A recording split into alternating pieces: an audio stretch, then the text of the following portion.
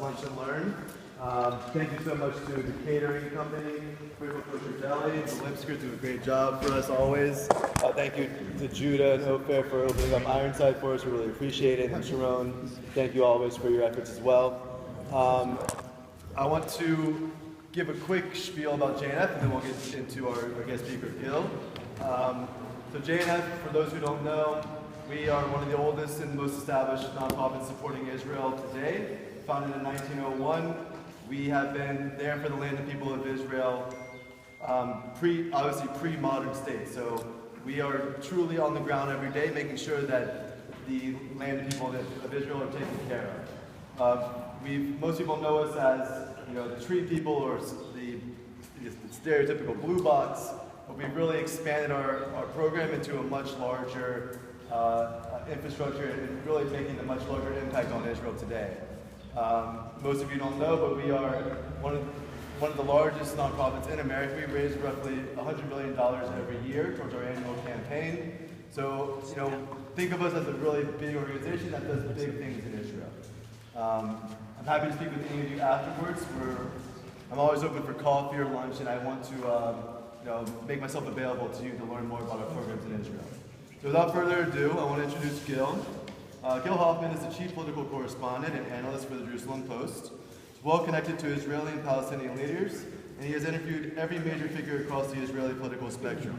He has also been interviewed by top media on 6 continents and is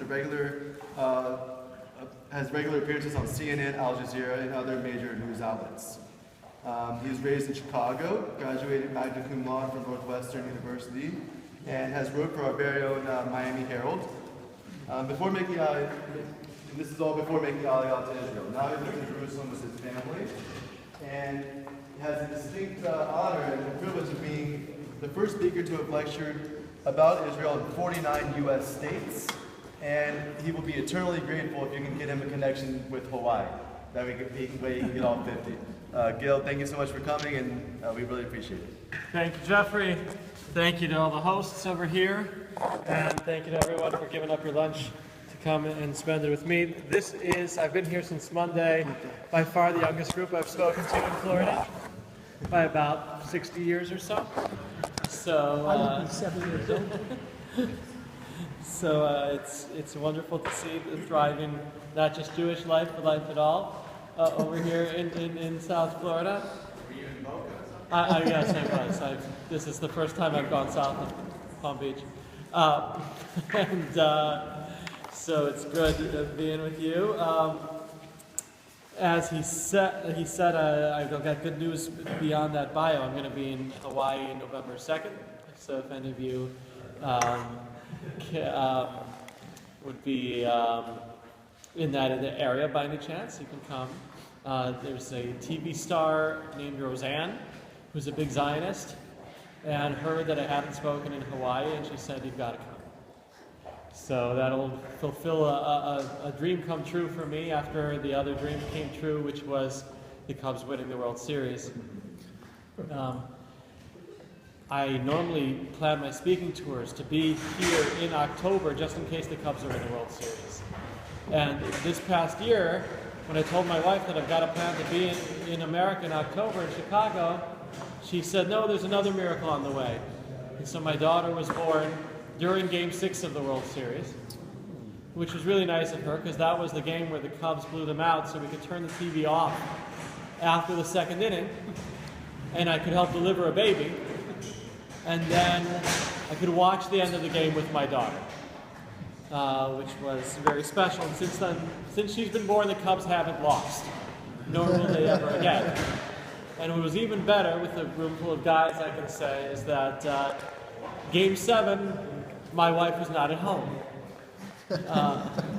She was at the hospital, so I could invite 30 of my closest friends to watch that last game at 3 o'clock in the morning.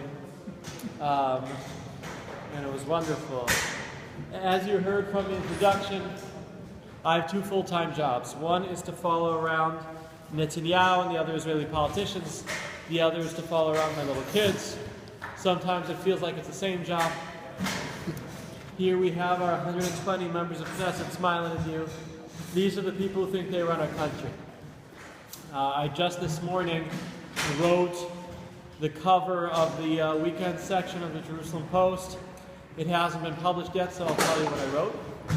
You'll know first. I wrote about how all the different politicians have been getting ready just in case the investigations against Netanyahu become more serious. There are 3 investigations of Netanyahu right now.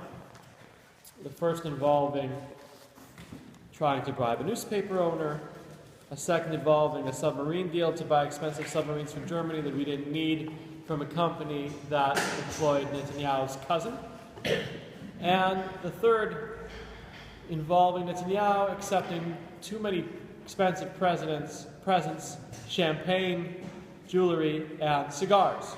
Now, last week he denied smoking so many cigars, which could only make me laugh because every time I've interviewed Netanyahu, I've come home smelling of cigars. In fact, last time I interviewed Netanyahu, my wife made me strip outside the building before coming into the building. I said, in front of everyone, she said, yes, you're not in everything. Off. And then I had to send my clothes to dry cleaning twice. But any of these investigations could bring him down, and that would be such an irony, because none of these politicians could bring him down. He has outlasted any potential political opponent, including his main opposition leader over the last several years, Barack Obama. And for him then to fall on his own hedonism would be a Shakespearean kind of tragedy. Now, I don't think it's going to happen. There will be a police recommendation to indict him probably next month. But that doesn't mean that he's gone. That means the Attorney General decides, which takes time, and chances are he'll survive this, just like he survived any other potential attempt to bring him down. Until now, though, we thought that the only thing that could really bring him down was if somebody could hurt his mantle as Mr. Security. The only time that the center left has won an election in Israel over the last 40 years has been when they've been led by a former chief of staff of the IDF. And there are 4 former chiefs of staff of the IDF who are out there and ready to run against. But the current chief of staff of the IDF, Gadi Eisenkot, recently said that the strategic situation for Israel has never been better. And he said that even though the region looks like this.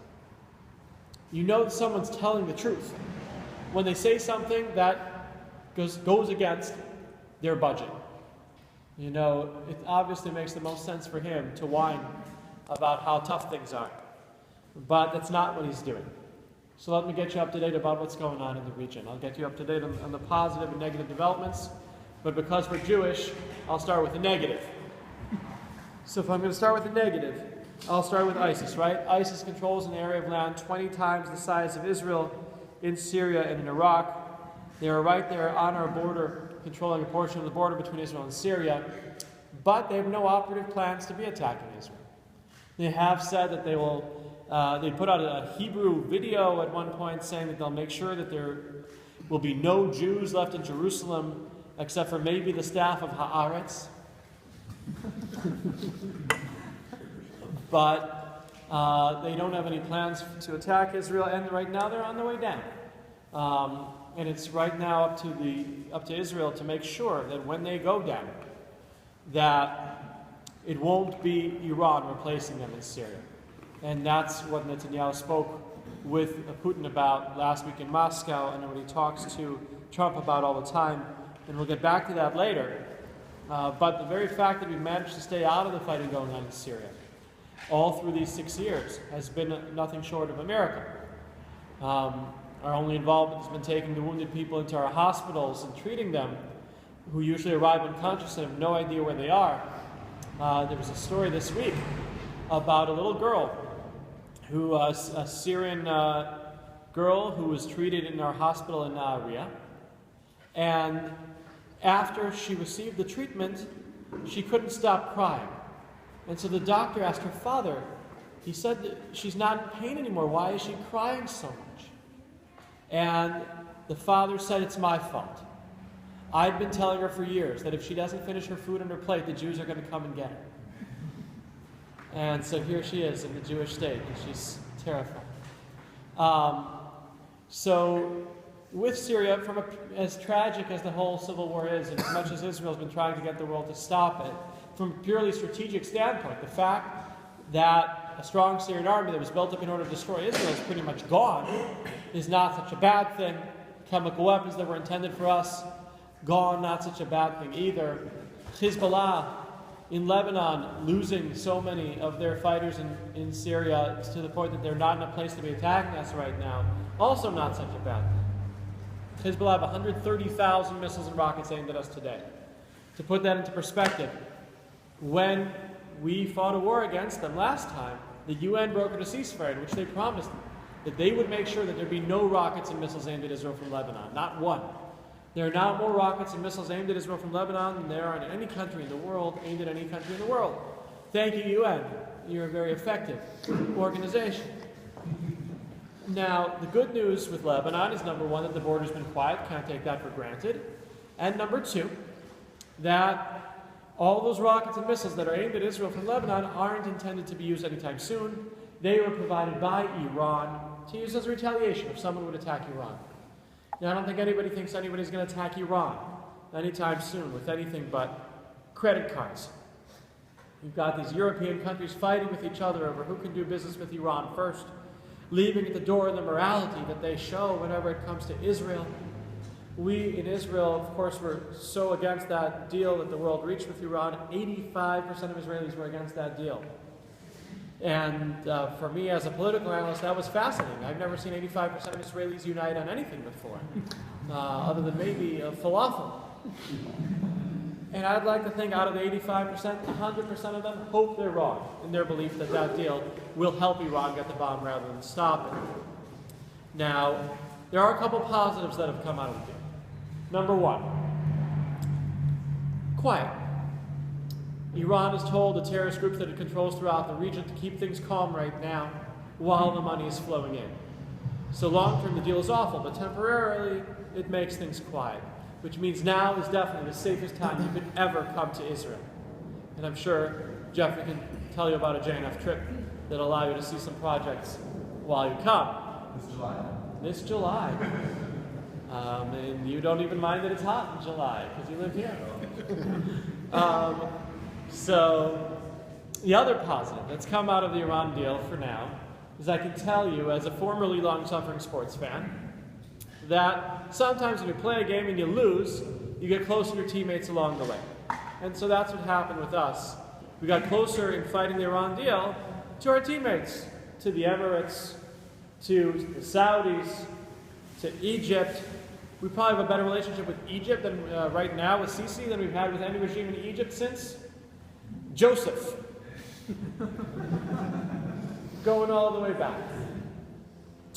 We appreciate what Sisi has done to stop the rearming of the Hamas in Gaza so we won't have to have another war with them. And he stopped the tunnels going from Egypt to Gaza. We have new technology for the tunnels from Gaza into Israel, the terror tunnels, and no matter what happens, no matter what they do to try to defeat us, we've shown it's not going to work. They've tried to defeat us with terror tunnels, rockets, and mortars and failed. They've tried to defeat us with suicide bombers and conventional warfare and hijackings and chemical weapons and failed. They've tried to defeat us with stabbings and shootings and car rammings and failed. And they're trying to defeat us with boycotts and divestment and sanctions, and they're failing pathetically.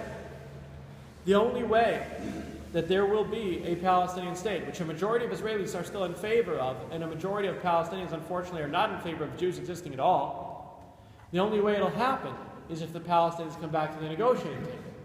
And if you look back, whenever Israel's given anything up in any kind of process, there's been one of three things.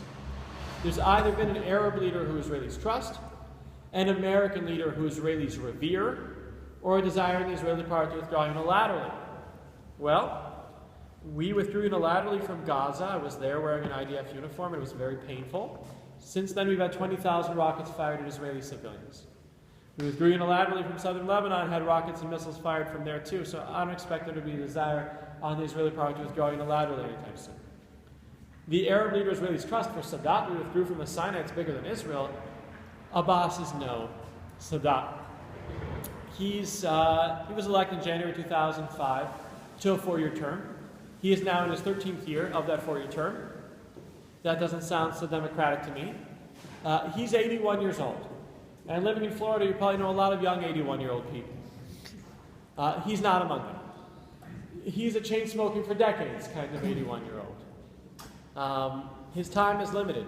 And the successor that they've chosen in his party is named Abu Jihad, which does not bode well. Abbas is apparently as good as it gets with them.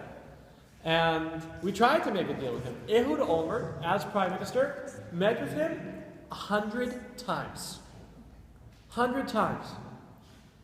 Culminating with a deal that he offered in September 2008. Olmert offered the Palestinians 100% of Judea and Samaria of the West Bank. 100% with land swaps.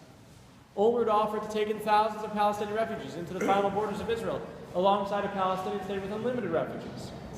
And Olmert offered to divide Jerusalem, making the Arab neighborhoods the capital of the Palestinian state, and having the old city internationalized under the control of 5 countries: the United States, the new Palestinian state, Israel, Jordan, and Saudi Arabia. That's the deal that our prime minister offered. He's now in jail. Not for that. For corruption, and he wanted to fall on the sword of peace, not on the sword of corruption. Had Abbas accepted that deal, it would have been approved by the UN General Assembly 2 weeks later, and it would have been a fait accompli, even though Olmert was on his way out and Netanyahu was on his way in. That leaves us, without there being a desire in the Israeli part to withdraw unilaterally, or an Arab leader that Israelis trust, that leaves us with the American president who Israelis revere. And let's just say we haven't had that for the last 8 years. That's an understatement. But that doesn't mean we wouldn't have liked a Democrat if a Democrat would have won. Israelis don't understand American politics. Israelis have liked and hated both Democratic and Republican presidents. Israelis loved Bill Clinton, and Israelis loved George W. Bush, even though they had exact opposite approaches to how to solve the Middle East conflict, right? Bush had his very hands-off approach to how to solve the Middle East conflict. A lot of Israelis liked that. Clinton had his very hands-on approach to how to solve the Middle East conflict, especially when it came to Jewish women.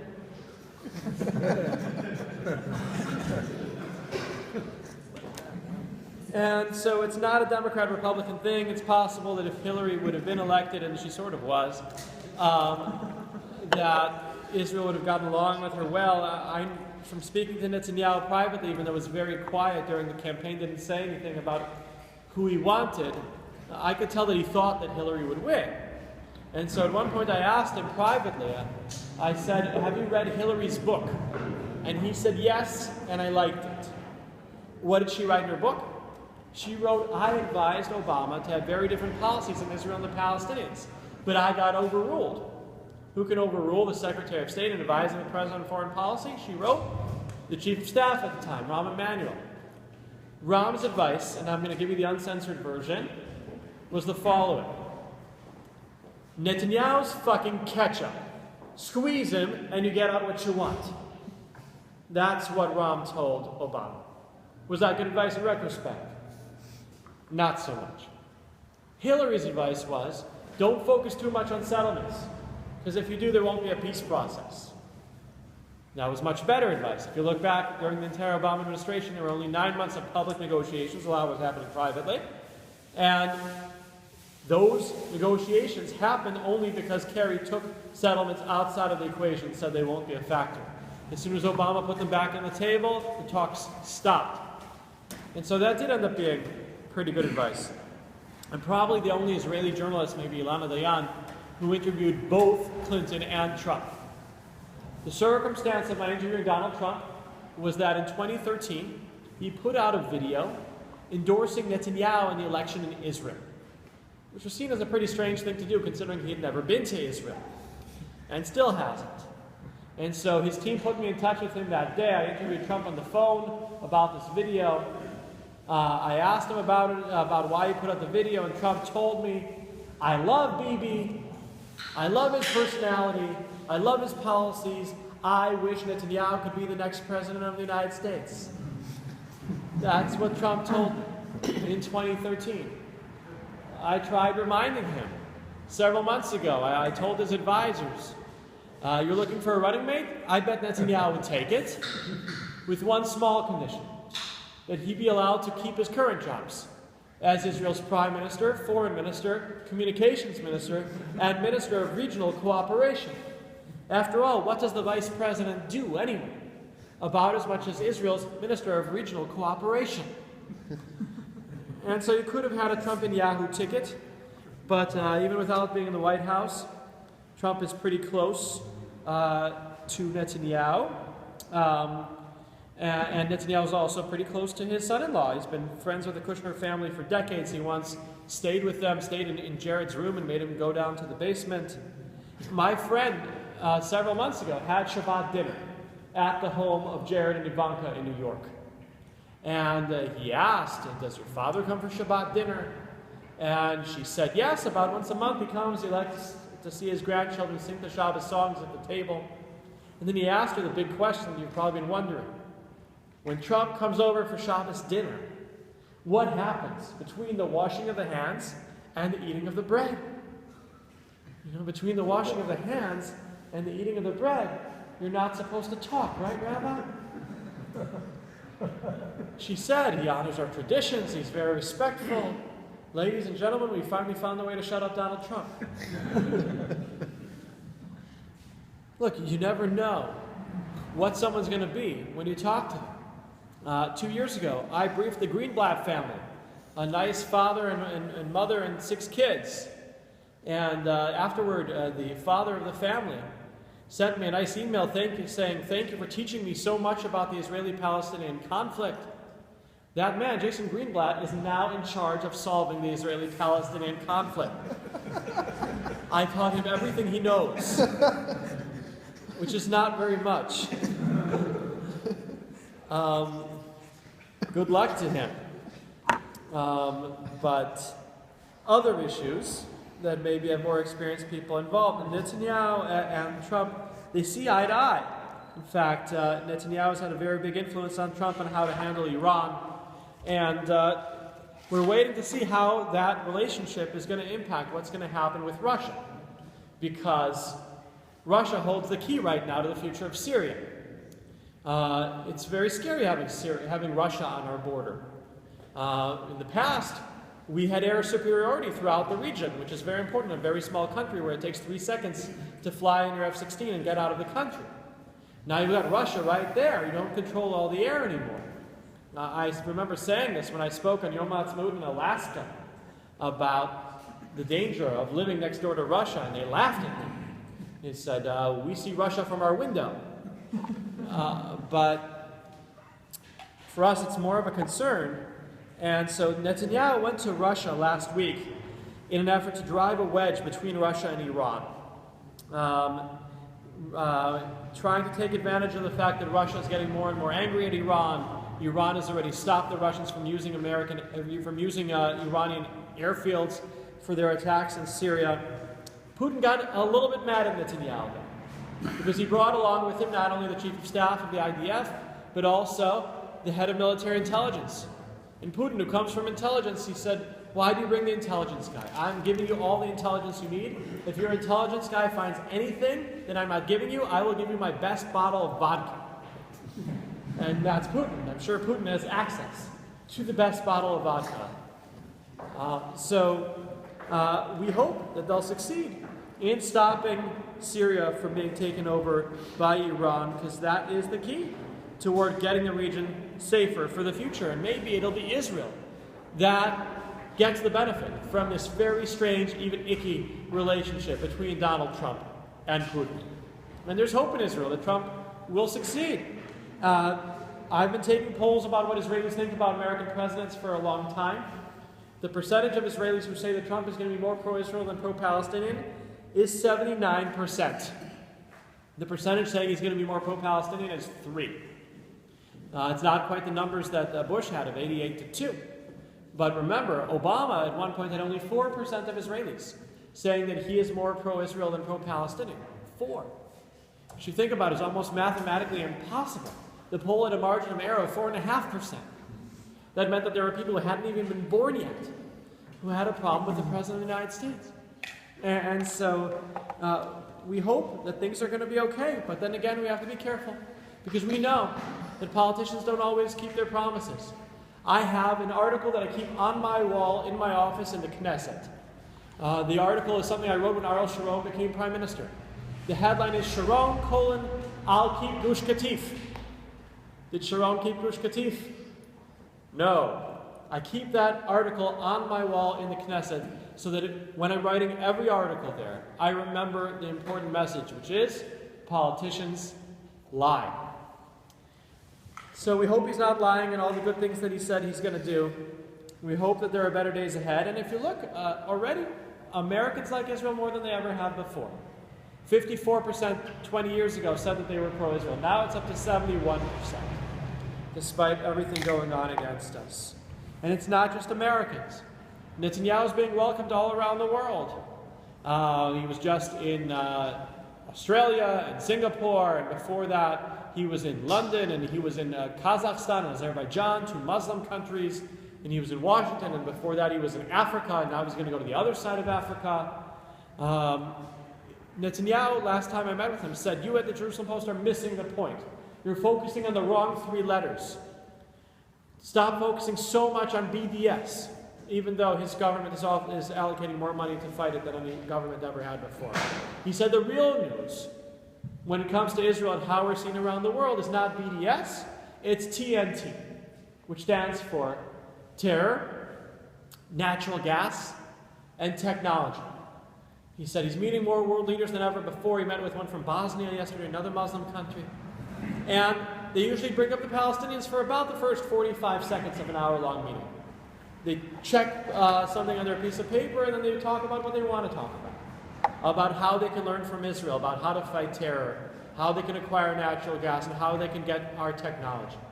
And we can be very proud of what's happened this week with an Israeli company from Jerusalem, Mobileye, being bought for $15 billion, which has led to Netanyahu deciding to lower our taxes, which is nice. And so I hope that things in Israel are going to continue to get better and better and better, and if they do, it's in part because of JNF coming into the country and fixing the main problem, which is that people are poor in the periphery. People have jobs in the center of the country. In the north and the south, there's a lot less work available. And so the JNF has been developing the Negev and the Galilee and helping with infrastructure projects to get people to the center of the country where the jobs are. What they're doing with the Riverwalk in Beersheba and turning it into San Antonio is amazing. All over the Negev, they're making the desert bloom. And that's why I'm so excited that I get the opportunity to talk here for JNF. Thank you very much.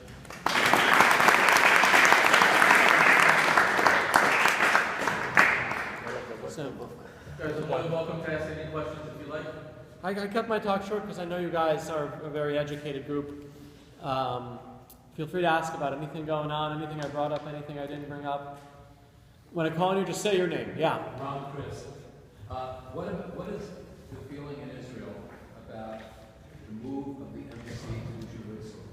So the feeling in Israel about what Trump promised about moving America's embassy from Tel Aviv to Jerusalem, there is no more consensus issue in Israel than that, Ron. Jerusalem's been our capital for 3,000 years, long before Washington was anything but a swamp. There are a lot of capitals in the world that are clearly misplaced, like the one in Australia, Canada, Florida.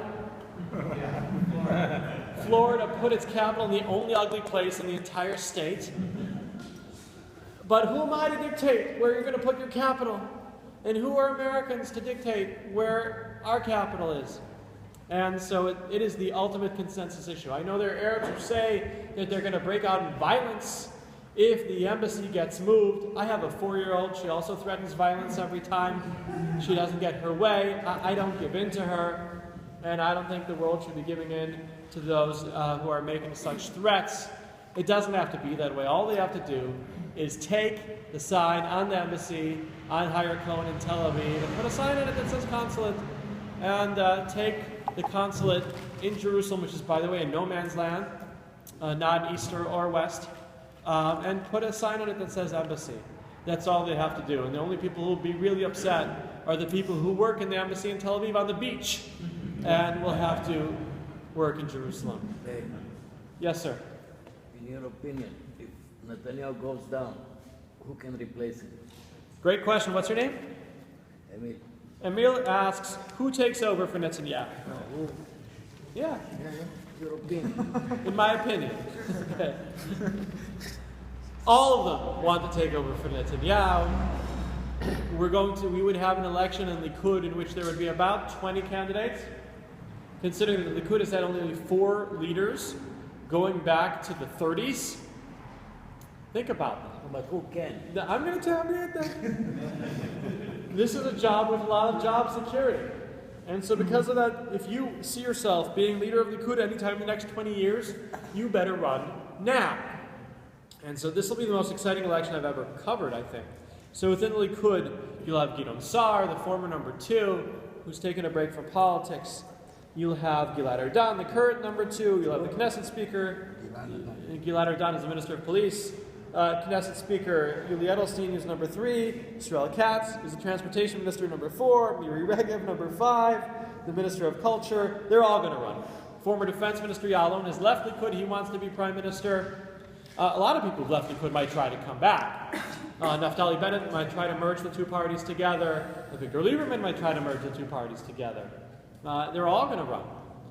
Everyone sees themselves. Tzachi Negbi, whose mother-in-law lives here in Florida, they all see themselves as future candidates for Prime Minister. It would be a lot of fun, but I don't think he's going anywhere quite yet. So who? Still, the person who has the best chance taking over from Netanyahu is Netanyahu. His son Yair in another 15 years. You know, he's 25 years old, and everybody knows that he's in Israel that he's 25 years old because that's why Netanyahu and Sarah got married. Talking about a kid that everyone knows his age. Yeah, yes. Larry, now, 2 guesses as to what Syria could look like in 5 years. Syria will be a mess in 5 years. Syria will still have chaos. Bashar al-Assad will still be around. If they can't get rid of him in these last 6 years and everything they tried, he's not going anywhere. And it's so sad because when his father died and he took over, everyone said, oh, he was educated in Oxford, he's an ophthalmologist, he's a doctor, but it's turned out that he hasn't had the vision for his people, and too bad. That's the most likely scenario. I mean, if he did get overthrown, it would be hopefully moderate Sunnis. That's what we would like to see. And we have Russia there to keep order. You notice, Netanyahu kept on saying, we can't let Iran build a port on the coast of Syria. And the reason why he kept on saying that is because Putin has a port on the coast of Syria. And he doesn't want Iran to do it. Netanyahu is playing mind games with the Russians. Anything you've been wondering? Remember, there are no stupid questions, there are only stupid politicians. And you can also ask questions to Jeffrey about reservoirs and trees and water. And those are very exciting things. You watch Homeland? No, I haven't. I've heard all about it. Israel's shaping up as a co-conspirator against U.S. government. No. I think that Israel will go back eventually to being one of the only issues that unites Americans when Americans are more divided than ever. Look, when I grew up in Chicago, I had no idea whether I lived in a red state or a blue state. It just wasn't what we talked about back then. And now everybody knows what color state they're in, and they hate the people from the other states. Israel's gone in the exact opposite direction. I remember the election in '96 between Netanyahu and Peres. I was in Israel. Everyone thought if the other guy wins, we're all going to die. And everyone had a bumper sticker on their cars telling people who they were voting for. We had an election on March 17th, almost 2 years ago now. This week. Wow, I should have put that in my article. Oh well. I didn't see any bumper sticker on anybody's car. People have gotten a lot more chill here in Israel when it comes to politics, while America has gone in the exact opposite direction. Israel's become a lot less intense, while America becomes more intense. If we don't have another question, I will ask myself the last question. People always ask me, what can I do to help Israel from where I live? And I tell people that helping Israel is easy. EASY, which stands for education, advocacy, solidarity, and your money. Those are all things that JNF handles very well. Education, keep on getting your news from Israeli news sources in English, like the Jerusalem Post, www.jpost.com. You know, there are a lot of Hebrew speakers in the room. If you want objective news from Israel, read the Jerusalem Post, not anything in Hebrew. And Gil _Hoffman on Twitter. A is for advocacy. Be involved in our pro-Israel movements. We need all the help that we can get. S is for solidarity. What you'd show by coming on a trip and seeing what JNF is doing to make Israel a better place. And the real why, gosh, you're davening. You said the guy who introduced us before said that this is normally a place where people go to have a shir on a Thursday afternoon. And we saw on Purim, and it's coming this week's Parsha in Kitisa, the impact that one person's prayer can have. The prayers that there were that helped save the Jewish people in the Purim story, and the prayers that Moses had to help get God to forgive the Jewish people after the golden calf in this week's Torah portion. We see that every one of us can have an impact on the future of the Jewish people. And that's a great responsibility. So let's pray that there'll be a better day ahead for the people of Israel and also for America. Thank you very much.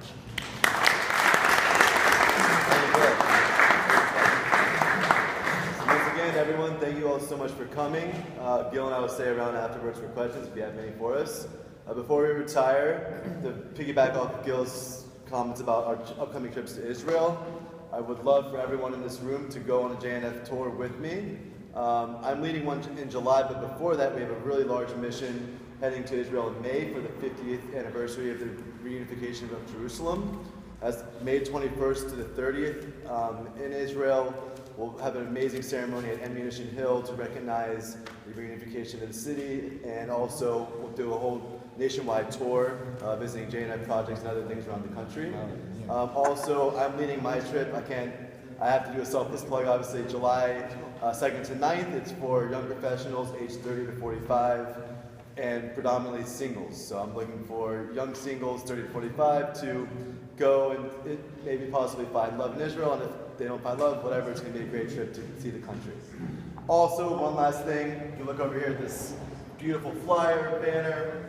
Our national conference, the big deal, it's coming to South Florida this year, November 10th to the 13th at the Hollywood Diplomat Resort and Spa. We'll have over 1,200 guests in attendance, big A-list speakers to come and listen to. We'll also be having a separate Miami party for our young professionals group, location to be determined. And please save the day for this. It's going to be a big time function, and it's in our backyard. I hope that everyone here can join us because I'm not sure when we'll be back in South Florida, so please come and attend. Again, Sharone, thank you so much for having us. Judah, Hoffman Ironside, thank you guys so much for the love. We really appreciate it. And that's all for me, guys. Thank you.